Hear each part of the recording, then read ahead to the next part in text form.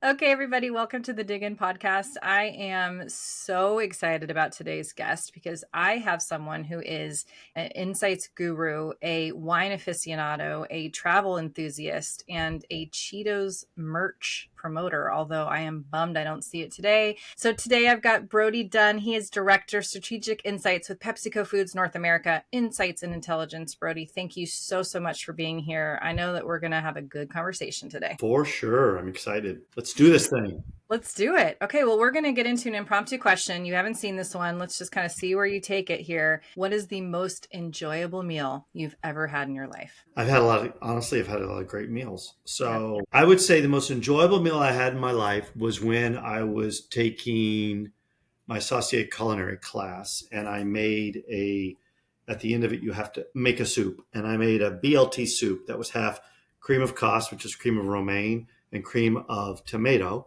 And I had different roux underneath it, and you had to create the same viscosity. So when you poured it side by side, it was red and green.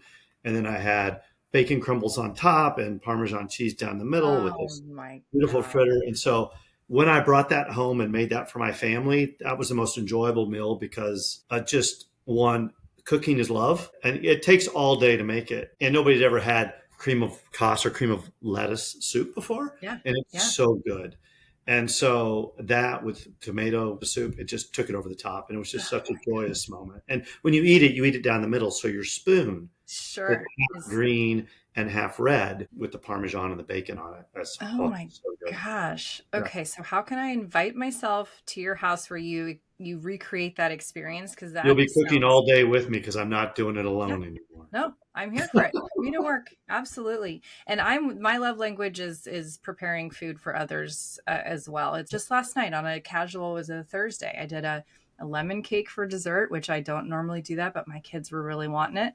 It was an olive oil cake and a Mm, little pork tenderloin, like Wellington in a puff pastry nice. with some prosciutto. It was really good. So Yeah, yeah, I that's was feeling amazing. proud on a Thursday. So tell us about yourself, your background, and where you are now. I've kind of been around where food and humans come together from one of my first job ever washing dishes in a restaurant, right? All the way through to managing restaurants, all the way, and then working at Yum Brands and building the pipeline for Pizza Hut for a new Mhm. products there. I worked on all sorts of cool pizzas at Pizza Hut. And they're still launching those pizzas today, or they still have them in the system today, even though I worked there from, basically 91 to 2007, like Cheesy Bites pizza. Some of those things are all the things that I worked on. I was actually part of and the team that actually developed all that worked on the front end innovation called the Explore team for years. I bridged from there into kind of neuroscience, neuromarketing and Mhm. neuroscience. And I loved my time and I learned a ton doing that work. And eventually we got bought out by the company I was with, got bought out by Nielsen. And I stayed on for the transition. I spent 4 years roughly doing that. Every day I learned stuff I learned about the human brain, and it taught me a ton about how people think about food, both system one and system two. And I did this from 2008 to 2012, and it was very cutting edge. I know what we kind of probably did wrong, and I know what we kind of probably had really right. And it benefits me in my role today. And since 2012, I've been hovering around the Frito Lay brands, and I've worked on all of them. And in 2016, they put me on Cheetos and Doritos, and I haven't left.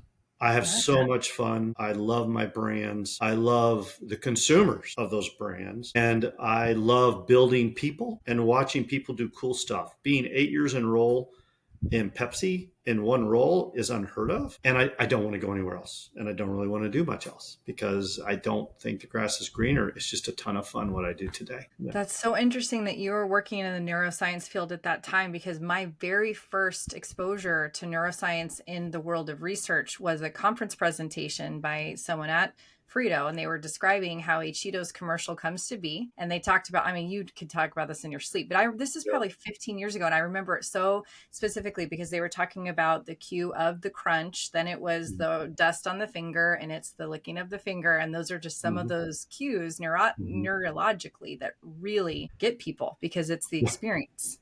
And Yes. So I remember that so vividly. That's so funny. Okay, well, you've done a lot of things. Now let's dig in to some of the stories that you have to share. Because when we were chatting, I said, oh my gosh, Brodie, please come on the podcast and let me pick your brain about some of the most successful Super Bowl ads of all time you have been a part of. And I think there's probably dozens of lessons to be learned from that. I'd love to maybe first start with, how did you earn your seat at the table for such a massively important marketing moment like the Super Bowl? Now you've done it so many times, but like, how did you get to that point? That's a wonderful question. And I think the first rule is, as an insights professional, you have to be trusted. They have to know that you're a partner. And in order to build that trust, you have to be able to convey empathy. You have to help be the channel of empathy to your organization and truth. So that's how you ultimately earn your seat at the table. It's by, grabbing the bull by the horns and showing your value through empathy and truth. And we can talk about how you break each one of those down and what that means. But I'm 11 Super Bowls in now, and I've worked on Lay's, Cheetos, Doritos. We've done on all of those brands to some level. Most of them I've been the insights lead for. Some of them I've been advisors on. And it's an amazing journey every year, and it's unique and different. But at the end of the day, the creative agencies have to trust you, and you have to drive empathy with them. We can talk about how we do some of that. Yep. And your internal marketers, and all the way up to your CEO of your organization, has to trust you, because Super Bowl is such a big investment. It means so much on the back end if you do it right. And consumers think so differently about your brand. Yeah. So as most of us listening are consumers of these commercials, right? We're the ones watching the big game and tuning in, some people just for the commercials. So take us behind the curtain, literally, I guess. And where do some of these ads originate? Like, where's the inspiration for what ends up being sometimes a super wacky idea?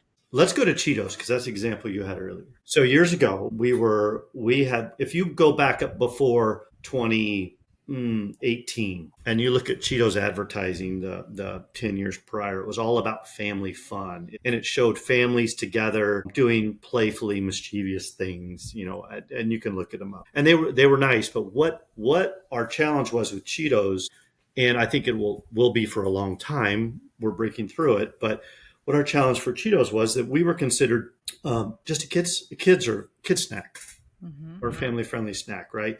And we were afraid of the dust.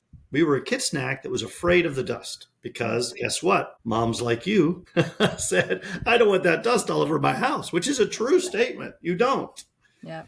But, and when you listened to the person tell you the story about Cheetos advertising, what we also knew from work with Cheetos with consumers is at the heightened moment of the experience, what people who love Cheetos, what they love the most is the licking of the fingers. That's different than every other snack in our portfolio and even in the category, and it's a human truth around licking of fingers. I mean, KFC used to have the term finger licking good, right? If you go to like any wing restaurant, Buffalo Wild Wings, Wingstop, whatever, you name it, licking fingers is a very important ritual. There's even cultures where that you need to lick fingers, right? Yep. So that is very human, right? It's very system one. It hits right into that system one lizard brain, that element. And Cheetos had the best licking finger experience of any of our brands. And so when we were sitting down with the agency and we were briefing, what are we going to do with Cheetos going forward? Because we need to take it beyond just being a kid snack. That insight that I championed in the room to our leadership and our creative agencies was understand the value of Cheetos. And that has unlocked the creative expression for Cheetos. It's a Cheetos thing. And for how we think about how we advertise this. And since 2018, you really don't see Chester on advertising anymore. He's all over the place. He's on our packaging. He's in social. But of our big platformable television ads, Chester is not as involved. And it's more about Cheetos and everything we've done. And it's because we value it. That first year when we won the Grand Prix Cons for creative strategy, it was because we were not afraid to embrace Cheetos. It was because our greatest system 2 complaint about our brand was our greatest system 1 asset. Talk more about that, because I'm not sure everyone will know exactly what you mean by that, and I'd love for you to break that down a little bit. So system 2 is if you put into your thinking brain, your prefrontal cortex, your processing brain, right? When you start to use logic and reason, you're in your system 2. Your system 1 is your I will equate it to your gut feelings, the Mm-hmm. natural response you have. Two things, your fight or flight mechanisms, Mm-hmm. right? That's your system one. And so we often in research don't like to do stated research because we say people don't do what they say they're going to do. Well, that's the conflict between system two and system one, right? And so when you can trigger both of those, when you can trigger a system one response and a system two response from consumers, you really got a home run. If they'll Mm-hmm. tell you they'll like it and you know from a system one they do like it, then you're in a good place. Mm-hmm. But what happened with this was we took the value of Cheetle and we literally said, if you look at the advertising and if you watch the MC Hammer spot we launched at Super Bowl with Cheetos, it was less about the launch of popcorn, although we certainly put popcorn out there and it was in the ad, was more about the greatness of Cheetle, the mess on your fingers. Because this guy is taking a Cheetos break in the office at the start of the ad. His boss comes by to give him a bunch of paperwork and he's like, hey man, I'm eating Cheetos. And he holds his hand up and his boss goes, understand, like, you know what, you got your moment. I'm not going to give you this paperwork because it's going to ruin your Cheetos experience and we can't do that. And the whole ad is can't touch this, right? And it's Mm-hmm. all about he can't touch anything. He can't hold your baby. He can't help you move your furniture. He can't do all the things to help because he's having his Cheetos moment. Leave him alone. Mm-hmm. And we carried that through to the following year with Ashton and Mila Kunis in Super Bowl when it wasn't me because she was stealing his snacks. But the sign she was stealing his snacks was she had Cheeto all over herself. Right. She would deny, I'm not stealing your snacks, Ashton. And that was a great ad, another beautiful ad, another top 10 ad. Then we laddered into out of the Super Bowl. We did things called Hands Free, which was a beautiful ad that said, what would have happened if Cheetle was, we dreamed a world in which Cheetle was the inspiration to, vacuums that vacuum by themselves without having to be put by hand, hands-free cars for driving. Like we had all the dreams of the doors that open up at grocery stores. You don't have to use your hands. And we even took to South by Southwest a hands-free house that we won tons of awards for. And it's been nothing but now we're in the other hand, which is winning lots of awards, right? Mm-hmm. People have to use their other hand to do everything because their hand they eat Cheetos with is valuable and they can't touch it, right? They have to leave it alone. It's just been a gift that just keeps on giving. And we've been on this strategy for, since basically 2020 and it's not going away. There's so much rich space for the creatives and for the brand team. And it's really rare in this organization when you show this to new, VPs, to new CMOs. This is my third CMO on this. When you show this to them, and they kind of get it. Wow. Mm-hmm. Like, wow, this is really valuable. This is a huge distinctive asset for our brand and we want to respect it. And so we've stayed on strategy, which is tremendous for us and very proud of that. Yeah. Well, there's so much runway around that when you have that core and that anchor of such a tremendous insight. So how does the creative process work then year over year? And, the research nerd in me really wants to hear, do you have to approach testing these things in a different way? Because sometimes they take a little bit of, adoption, and talk to us about that part of the process too. Yeah. I mean, testing. Yes. The testing process is always fun. The biggest problem we have with testing is don't overtest. And we can do that. And that can happen for a lot of reasons. It can happen because the insights folks that work on my team, I give them license to own their business and they know what they're doing. And so really we have to be able, as insights professionals, say, is it worthy of testing or not? And then once it is, the other challenge we always have with our partners is don't come to us with what the solution is. Come to us with what your question is. So even if you set it on the very first round of creative reviews, and even before that, when we set up the creative brief for Super Bowl, we're on the journey. We set with them. What's the human truth, depending on how your creative brief is written. And I've seen many different ways to write creative briefs. But at the end of the day, that a brief should be simple and rooted in human behavior and human insight. And that's our job. If we've done our job well, we'll have a seat at the table. We're part of the creative brief process. We are as integral as the creative agency and the brand team partners, and we set together to do it. And that's the power of, honestly, me staying on the brand on these brands for as long as I have. I'm the historical person now. My marketers rotate every 2 years. I'm on my fourth rotation of marketers. So that helps a ton.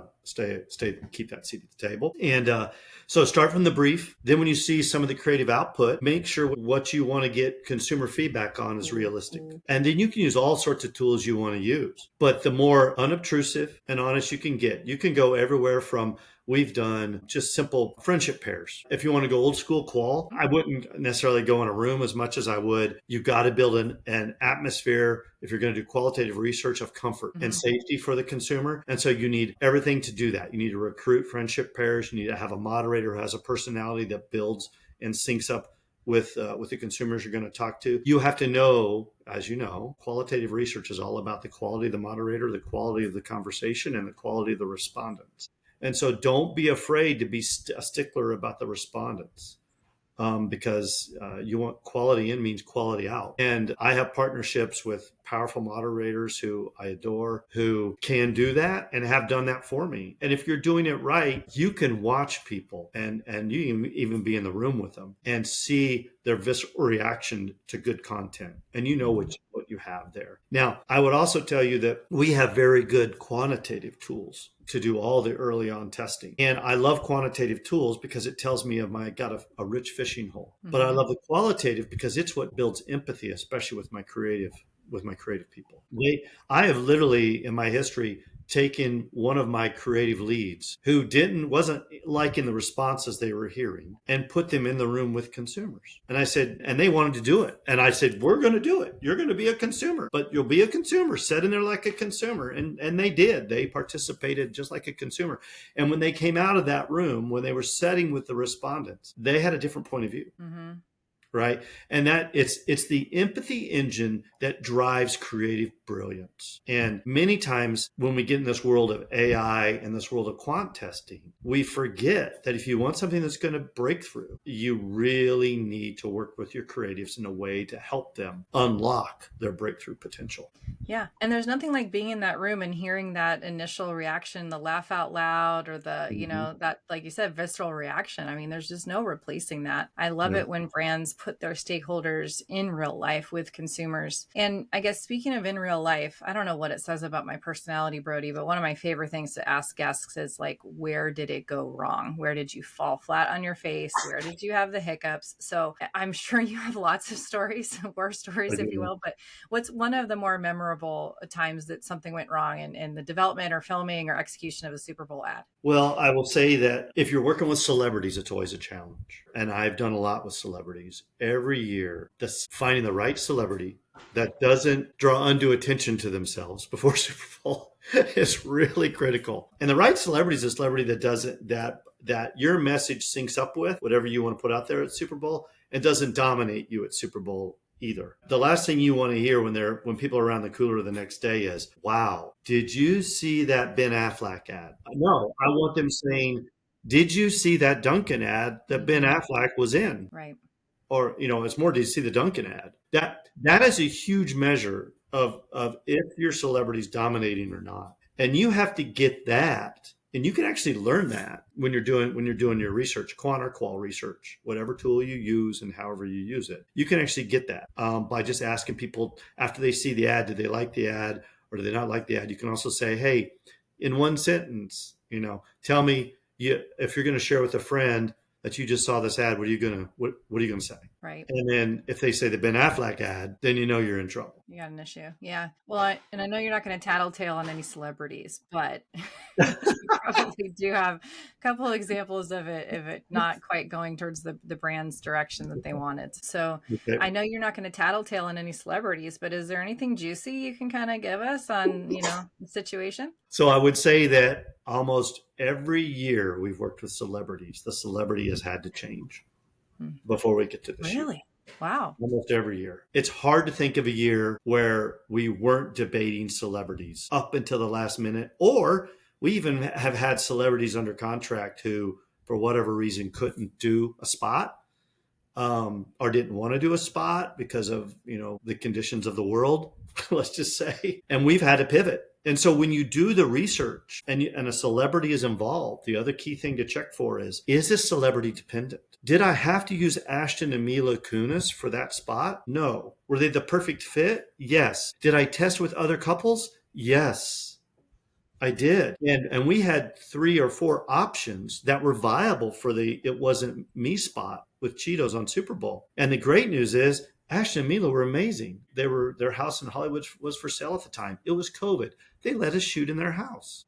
And by the way, two of the nicest freaking people you will ever meet, and the most human people ever. Even though I couldn't be there in person, I had to watch remote because it was COVID. We could only send so many people into the house. I adored that shoot. I watched remote the whole time, saw all the behind the scenes stuff, had a bunch of bloopers on it. That was so much fun. Oh, They are yeah. so real and human. And then, we had somebody before Peter Dinklage, but Peter Dinklage was amazing. And I'm so glad we had him.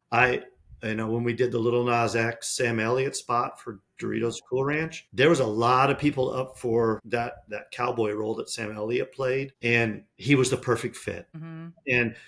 And we had a lot of drama around that. We every year, even the year we did, Jack Harlow and that spot with Doritos Barbecue, which was our second biggest innovation launch ever. We had all sorts of options on celebrities that we were working through constantly, and we didn't know till very late in the game who it was going to be. So you have to build content that is adaptable, and that is a good sign if it's adaptable content that it will not be celebrity dependent.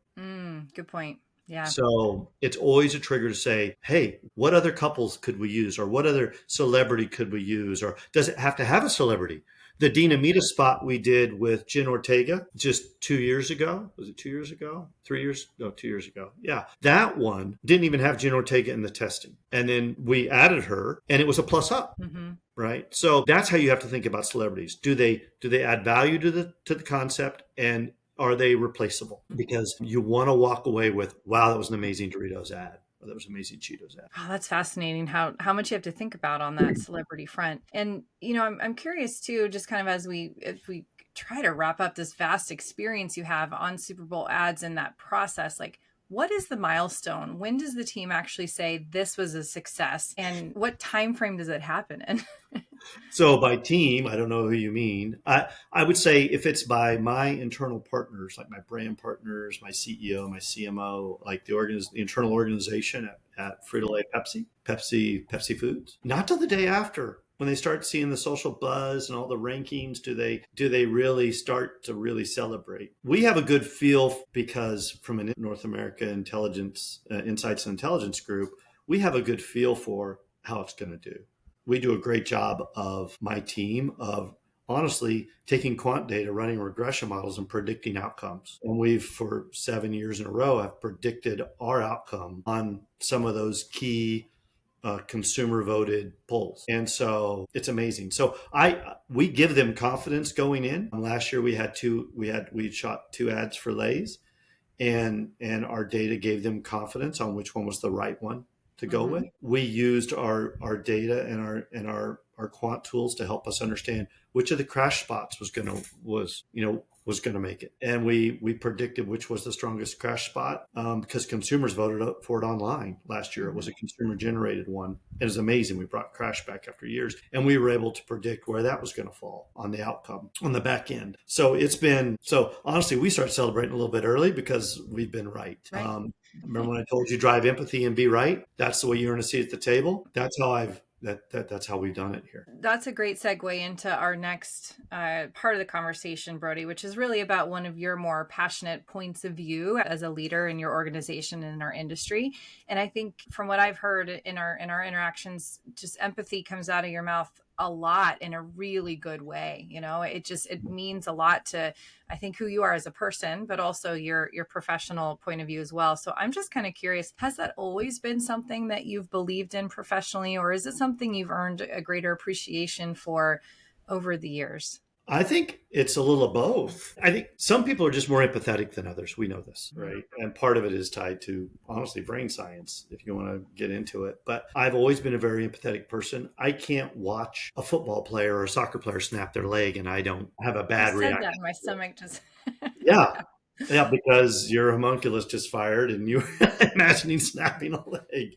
So I've always had, I think, a big empathy engine on me. And so that's helped. I think I've leaned into my empathy and I've leaned into my trust in people as a manager. And that's been part of my journey of success as to help growing people and helping people make better decisions. And I think the older I get, the more empathy I'm getting. And so it's crazy kind of how that works. But yeah, it's absolutely both. And I can't imagine not having empathy. I would be a very sad, lonely human without it. Yeah, it would be super sad without that dimension. So how does that play out in the day-to-day, Brodie? I know how you work with your team. I'm sure it plays out, but also in how you bring research to life, how you approach research on the front end of things. Like, how do we see empathy? It's my biggest conflict when I have to say no. I don't like telling people no, right? And if somebody comes to me with a problem or a challenge at work or in my personal life, I hate to say no. And because it's just, I'm not wired that way. I'm wired to help. And because I feel their pain, I feel what they're asking for. And then I immediately want to help, which also, by the way, keeps me from listening all the way. Empathy can sometimes shut down listening because, for me at least, because I want to turn empathy quickly. I want to empathize quickly and go to action. And sometimes that's not what I need to do. I just need to stop, feel, process, ask questions, and then get to a place where I can say no. And that's really tough, especially when you're in an organization like Insights, right? And so understanding how to listen, how to reframe the questions. And sometimes I got business partners who come to me who are not empathetic at all. I get type A personalities who are very much about driving an agenda, and that agenda may not be the consumer, the human who eats or consumes our, the snacks or consumes the product that our company makes. It might be the customers that help us get it on shelf, or it might be another agenda they have for whatever reason. Could be personal goals or anything. And when they come to you with the question, one of the hardest things I have to do is get them to phrase that question with me in something that's human. The hardest questions I ask is never to consumers. No, yeah. It's always back into the organization.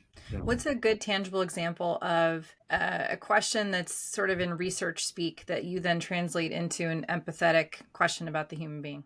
Oh, the biggest one we get at Frito or in my business is, well, how incremental is that going to be? Yeah. Okay, so what are you really asking? I'm probably in 98, depending on what measure or tool you want to look at. Frito is in 98% of America's households with one brand or another. And how do you become incremental? And how do you become incremental from a human standpoint? Well, you find new households who aren't buying you today. Well, if you're 98% of them, that's pretty tough. Unless Atlantis is going to rise out of the eastern seaboard and give me 20 million people. Then you've got a TAM right there. Yeah, I got an incrementality right there. Or if I'm going to go be available in a retail location where I'm not available today, where there are shoppers who are a little more exclusive, then I have the chance to be incremental. So I walk them through, how do you think you're incremental in people's lives? Because your incremental means you want to be, bought or consumed in a different moment than your current product is, right? Yeah. And so when do you think they're going to eat you that's different than they eat you today? Or where are they going to buy you where they don't have access to you today? So let's turn this into your question for consumers, not how incremental is this? So translating that sort of voice of the business into the voice of the consumer, and Insights is just the critical bridge that can help do that. That's the first thing you have to teach an Insights person to do, because they're going to get those questions day one, and they're never going to be human. Rarely will they be human, and never is a strong word. Most of the time, they will be business out to the Insights people. Yeah. What a great illustration of one of the major reasons that Insights should and continue to exist. So I've been really excited about hearing this answer from you, Brodie. What is your hot take on the future of the CPG industry? I love to throw out like a mean question like that and just see what you're going to do with it. My hot take is, so consumer packaged goods are sold at physical locations, or food. So I think it depends on the category on what's going to happen, right? Everything's category dependent. But at the end of the day, retailers, where CPG shines, or where it used to shine, historically has shined, have to find ways to build those experiences to make people want to get out of the house. Nobody really wants to sit in their house all day and just order from Amazon. I'm sorry, they don't. It's ease and convenience, for sure. And that's critically important, because guess what? We're trying to save time. Why are we trying to save time? So we can do more cool stuff. And what's cool stuff? Cool experiences. And where do cool experiences happen? Pretty much outside the house. And guess what? Retail can be part of that journey. You probably have examples of retailers that are doing cool stuff. You ever been to Jungle Gyms in Cincinnati? Ooh, I haven't, but I have heard about it. Oh my word. It's like Disneyland met the biggest grocery store you'll ever see in your life. It's an experience. So Central Market, here where I live in Plano, that's an experience. That's a culinary gym. You go there for the experience, and then you end up, buying cool stuff and taking it home and cooking like a mad person, right? So if you come, we'll go to Central Market. We'll get all the stuff for cream of. We're gonna make BLT soup. Yes, please. Oh my God. I'm gonna hold you to this, Brodie. So yeah, experiences. And whether it's that or whether it's something else in a different world, how can Foot Locker change their concept now that they've been bought out, right? To be more about experience. Because that'll drive you still gotta win on all the other elements. What the retailers have to do is plus it up, be top of mind. If I'm gonna buy shoes, I gotta go have a cool experience at Foot Locker. How could they do that? That would be my challenge to Foot Locker. Yeah, that's one of the kind of offshoots that I've been talking to folks about with the reality and the cultural shifts that are happening with GLP-1s. If there's a lot of consumers that are frankly just consuming fewer calories and just very Mhm. different foods,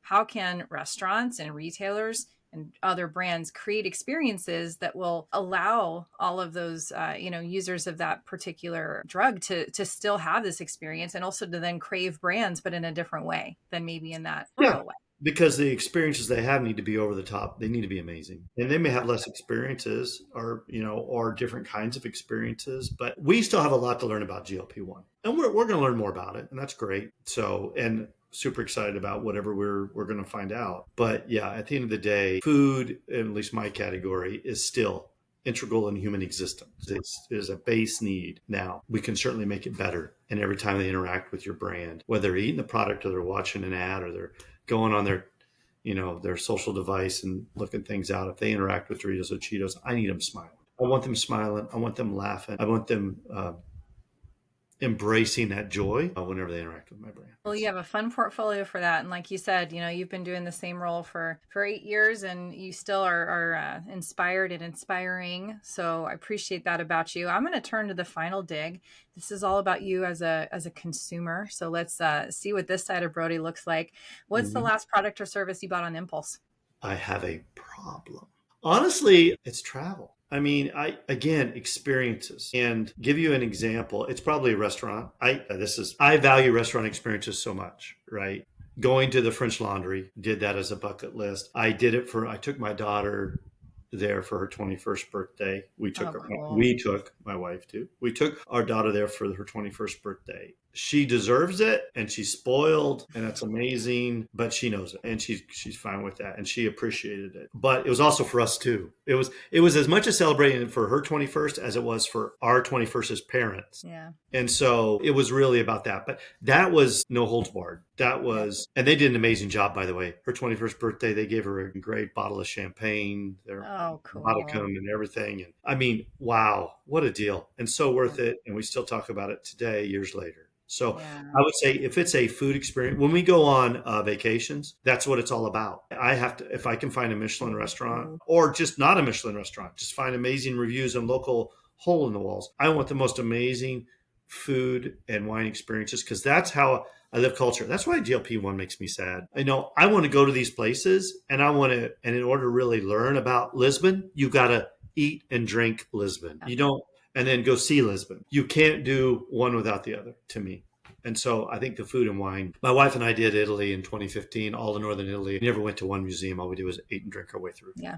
Yeah, that's my idea. But I'm also a GLP-1 user, and I'm not stopping with the food and wine experiences. I think that's the thing, is you still, again, want that, you want that part of life, even if there's limitations. I can't wait to hear this answer from you, Brodie. So brands have distinct personalities. What's a brand that you would date and a brand that you would marry? And they don't have to be the same brand. Oh, wow. A brand I would date. I would say it'd probably be Ruffles. Because Ruffles has ridges, and ridges can be fun. So that would be a fun date.